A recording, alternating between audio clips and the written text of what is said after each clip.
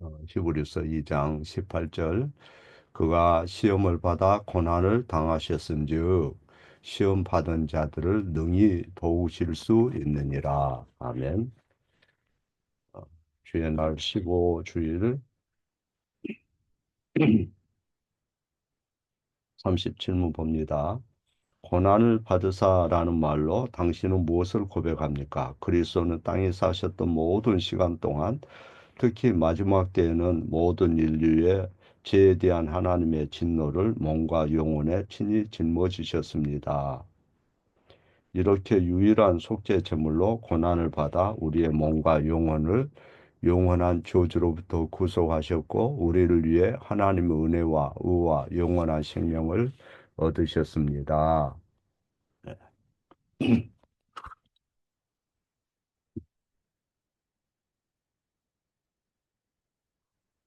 대부분 이제 크리스마스라 그러면 많은 사람들이 세속적 명절로 착각을 하고 어, 예를 들어서 뭐 여인을 만나서 같이 차를 마신다든가 어떤 무드 잡는 그런 분위기에 휩쓸리는 것을 보게 되죠. 어, 그러나 우리가 예수님의 그 탄생에만 초점을 맞춰서는 안 되고 어, 또 어, 그 여물통에 아기 예수가 눕혀서 강포로 쌓이는 그런 어떤 그 아늑한 분위기와 또 그런 환경을 가지고 예수님의 탄생을 거기에만 국한시키는 것은 예수님이 죽기 위해 태어났다는 사실을 주목하지 못하게 하는 거예요. 어, 그 아기 예수가 죽기 위해 태어났다 할 때 가혹하게 들릴 수가 있겠지만은 교리문답은 죽기 위해 태어났다는 이 진리를 확실하게 성경을 요약해서 가르치죠. 14절, 15절 보면 어, 그 예수님의 탄생은 성탄절에 은은한 조명에 취해서 거기에 머물도록 하는 게 아니고 예수님의 탄생의 진정한 목적이 무엇인지를 우리에게 보여줍니다. 세상에 그분이 오신 목적은 어, 인류의 죄 때문에 자신이 피를 흘려야 했고 고난받고 죽기 위해서 오신 거죠. 그러니까 그분의 탄생이라는 것은 단지 시작에 불과한 거예요. 왜냐하면 예수님께서 땅에 계시는 동안 내내 고난과 고통을 겪으셨고 또 예수님의 생애 마지막 그 시간들을 보면 그분의 몸과 영혼에 우리가 헤아릴 수 없는 그 고통이 가해졌다는 것. 그것을 성경이 우리에게 소개를 합니다. 어, 어떤 사람들에게는 이런 얘기가 이상하게 들릴 수가 있겠지만은 어, 우리의 참된 이론은 그분의 고난에서 온다. 이것을 성경이 수없이 가르쳐요. 그분이 당한 그런 몸에 당한 고통, 영혼에 당한 그런 고통, 그런 비참, 그것이 우리에게 하나님께서 공로로 어, 전가해요.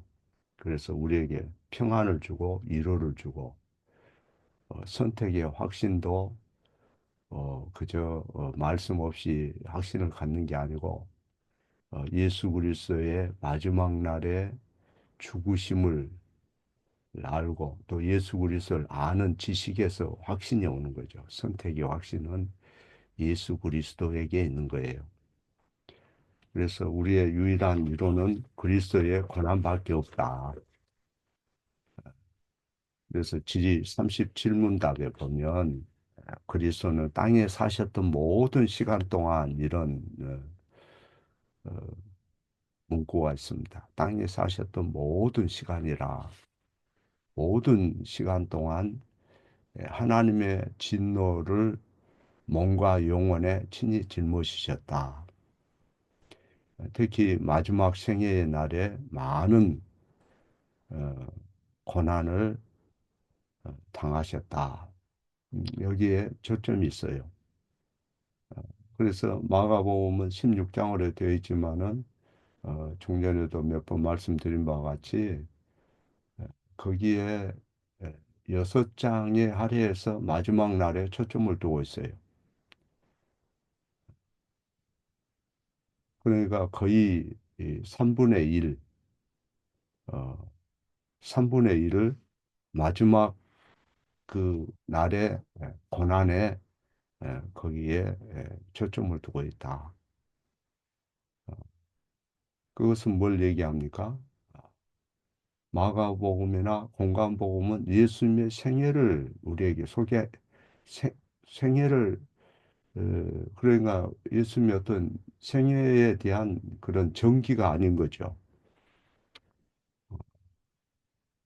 물론 땅에 사셨던 모든 시간 동안 고난을 당하셨다 그럴 때 이게 정확히 무엇을 의미하는지 어, 예를 들어서 그분이 땅에 계시는 모든 순간이 견딜 수 없는 고난과 고통의 연속의 순간들이었다. 그런 뜻은 아니에요. 그분의 생애는 많은 괴로움이 있었지만은 또 기쁨의 시간들도 있었을 거예요. 예를 들어서 어떤 죄인이 자기의 그 죄의 길에서 돌이켜서 회개할 때 주님은 기뻐하시고 또 병자들이 그분을 구주로 알아보고 큰 믿음으로 나아올 때 주님은 기뻐하시고 놀라워하시고 또 방황하며 혼란스러웠던 그런 사람이 진리의 길을 깨닫고 배우려고 할 때 주님은 굉장히 그걸 고무적으로 느끼고 기뻐하셨어요. 하늘 아버지와 교제를 할 때도 기뻐하셨고 하나님의 뜻 행하는 것을 기뻐하셨고 또 어, 33년 동안 비천하게 사셨지만은 때로는 자신의 신성을 드러내면서 하나님의 그 영광과 자신의 영광을 계시하고 또 그것을 인식하는 사람들을 볼 때 기뻐하신 거죠. 어, 때로 사람들이 이는 진실로 하나님의 아들이었도다 이렇게 말했을 때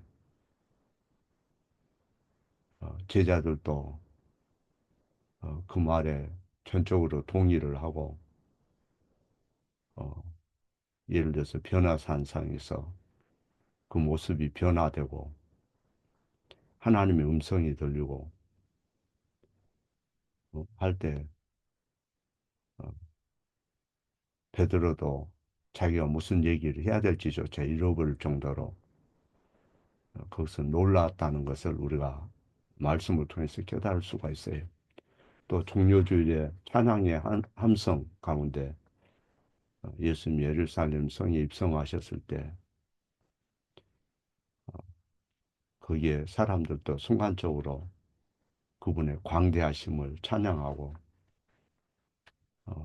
또 예수님은 자신의 영광을 잠시나마 이렇게 드러내고 했던 것을 우리가 알 수가 있어요. 어, 그러나 예수님의 생애에 거의 모든 날은 고난과 시련의 생이었던 것이 사실입니다.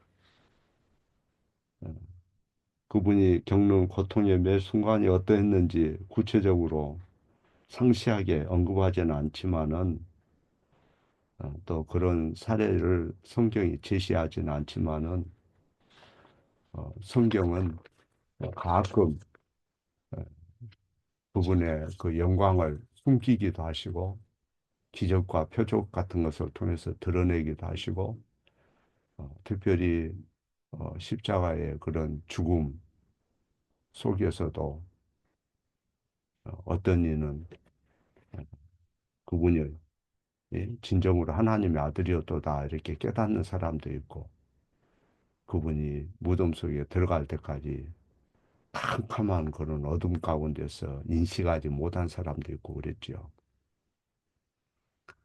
그래서 지리 37문에서 언급한 첫 번째 문구는 우리에게 중요한 어떤 단서를 제공해 준 거예요. 어, 이사야 53장에 보면 어, 거기 보면 예수님을 고난받는 종이라 이렇게 질고의 사람이라 슬픔의 사람이라 이렇게 묘사하잖아요. 이사야서의 전체를 보면 메시아에 대해서 장차 오실 메시아는 고난받는 종으로 부릅니다.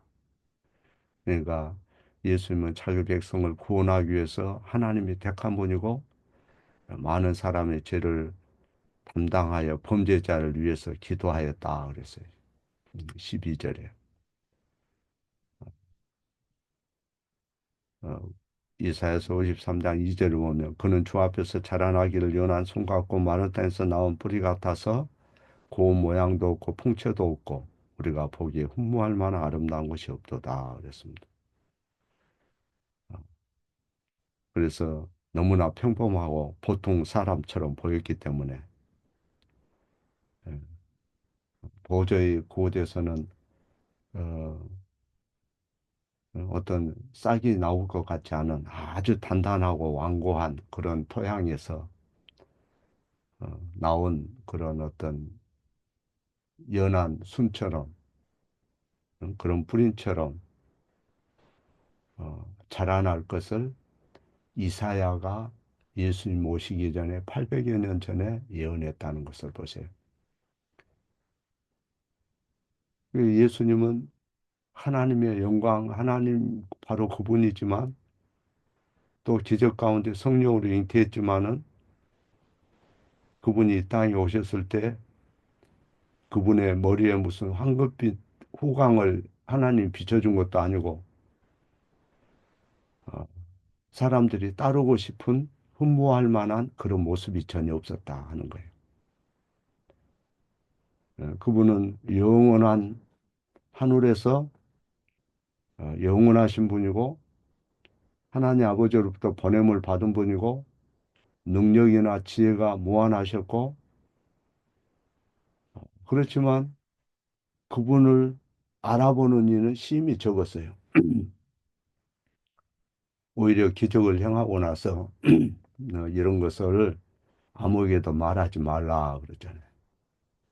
그래, 하나님으로서 경배를 받지 못했다. 어, 오히려 예수님을 알아본 그런 존재가 누구예요? 귀신들, 악령들. 이는 지극히 높으신 하나님의 아들이라 하면서 그 앞에 경배하지 않습니까? 그러나 그 참된 경배가 아니죠. 그런 경배는 주님이 받지 않아요. 그리고 예수님은 자신을 낮추셔서 죄 많은 사람, 지극히 비천한 사람들과 함께하고 그들에게 존경받지도 못하고 인정받지도 못하고 그런 경우가 많았어요. 끝없이 한없이 경배를 받아야 마땅한데 그들에게 경배를 받지 못했어요. 인정을 받지 못했어요. 성장 과정에도 보면 어, 얼마나 가난했는지 뭐 정확하게 알 수는 없지만서도 그분이 사역을 시작할 때 가진 것이 없어서 정기적인 어떤 수입이라는 것이 없어서 어, 그 생활비를 공급해 주는 몇 여인들, 갈릴리로부터 온 몇 여인들이 함께해서 도와줬지요. 그래서 그분은 정처 없이 예, 돌아다니는 그러니까 하나님의 종, 사람의 종이 되기 위해서 하늘의 불을 버린 거예요. 성경은 다윗의 왕위를 계승한 분으로 메시아를 소개하지만은 응? 그분이 다윗의 자손으로 오셨지만은 뭐 왕궁에서 왕복을 입고 폼을 잡고 있는다거나 그런 어떤 분위기를 느껴본 적이 없어요. 오히려 머리 둘 곳이 없었다 그랬어요. 방황하는 노숙자처럼 그렇게 산 거죠. 그리고 그분의 육체는 아, 우리처럼 이 연약하고 한계가 있었어요. 때로는 배고프고 목마르고 긴 그런 섬김의 하루가 마치면 피곤해 하시고 삶의 어떤 파산으로부터 보호받지 못한 거예요. 파산자처럼. 그래서 그분은 우리의 상처를 잘 아시고 우리의 슬픔도 잘 아시고 이사야가 그러잖아요. 그는 질고를 아는 자라 그랬어요. 어, 그래서 슬픔의 사람, 질고를 아는 자라. 이사야 53장 3절. 음, 물론 예수님은 어, 이 인간의 상처와 우리의 그 고통과 우리의 갈등과 우리의 슬픔을 잘 아시기 때문에 어, 항상 슬픈 표정으로 침울하고 미소 짓지 않는 사람처럼 다녔을 것이다. 이렇게 또 생각해서는 안 돼요. 오히려 그런 걸 아셨지만은 이 질고를 알고 슬픔의 사람으로 계셨지만은 어, 때로는 눈가에 즐거운 표정을 짓고 입가에 미소를 띠고 수고하고 무거운 짐진 자들아 다 내게로 오라 내가 너희를 쉬게 하리라 이렇게 말씀하신 분이에요. 아, 예, 하나님의 진노의 짐을 주님이 지셨기 때문에 그렇게 말씀할 수가 있는 거죠.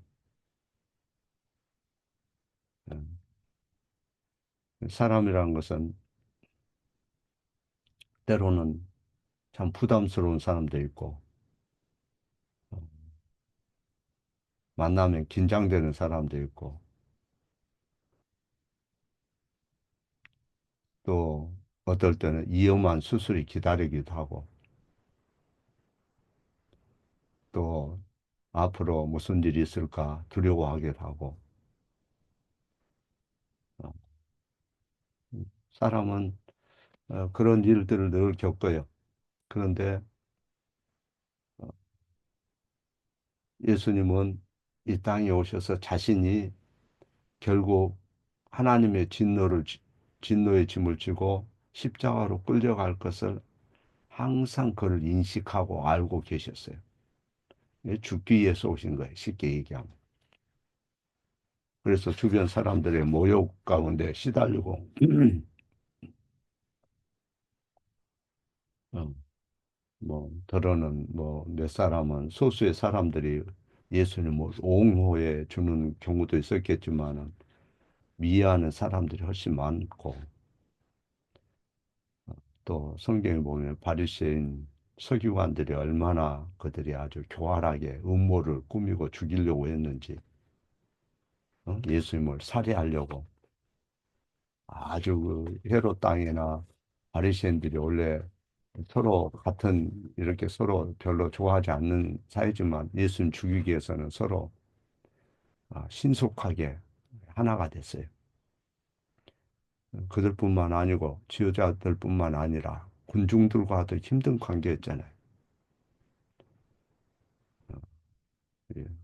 또 예수님이 그렇게 하고 다닐 때 어떤 사람들은 예수님은 무슨 정치에 이 부보하는 사람으로 착각한 사람들도 있었을 것이고 어, 또 예수님과 함께 자랐던 고향 사람들 또 고향의 선후배들 그들이 예수님을 어, 배척하고 나중에는 그 죽이려고 하잖아요.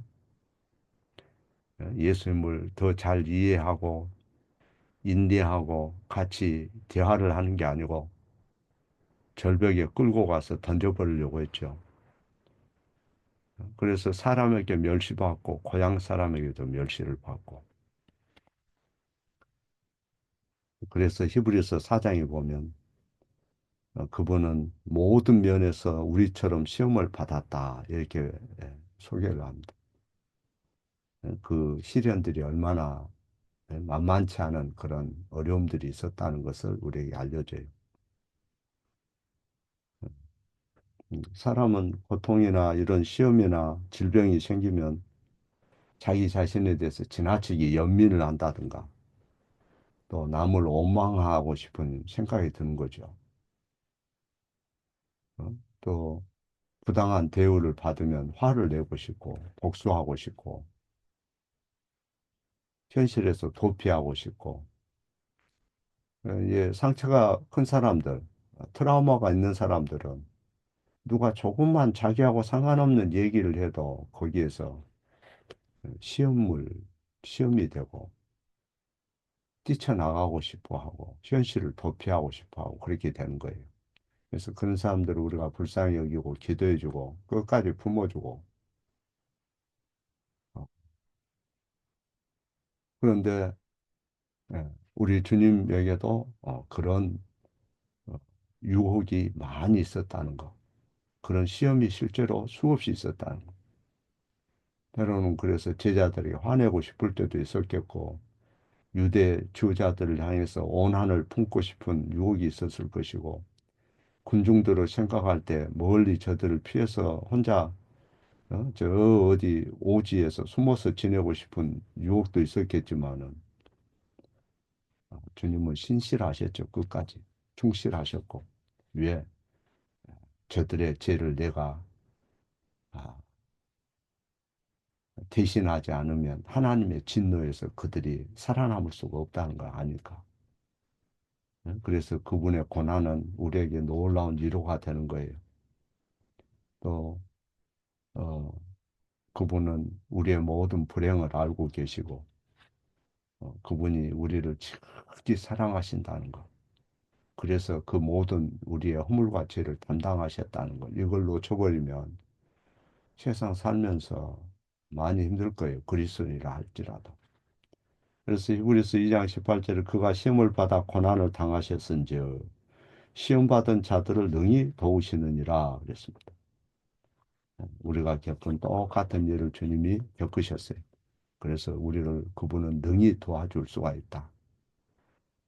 이 파산된 세상, 비천한 그런 인간의 그런 시험과 인간들이 겪는 고통이 어떤 것인지를 그분이 너무 잘 아셔서 우리에게 성령으로 인치시고 또 교회에 묶어서 진리를 듣게 하고 진리를 알게 하고 자신의 영을 보낼 뿐만 아니라 끊임없이 하늘에서 영적으로 은혜를 베푸시고 우리를 위해서 또 그분이 기도하시고 중보하시고 대언하시고 대제사장으로서 오늘도 서 계시고 우리의 죄값을 치르기 위해서 음부의 고통을 겪으신 분이 오늘 또 내 구세주고 내 주님이라는 거 그거 잊어버리면 안 돼요. 세상의 일은 여러분 뜻대로 쉽게 되는 거 아니에요. 여러분 뜻대로 안 된다 해서 낙심하고 좌절하고 그러지 말라는 거지. 어, 그래서 그분의 이 고난에 대해서 지리 37문에서 그분의 모든 생애 동안 고난받았다 하는 것에 대해서 우리가 아침에 살펴봤습니다.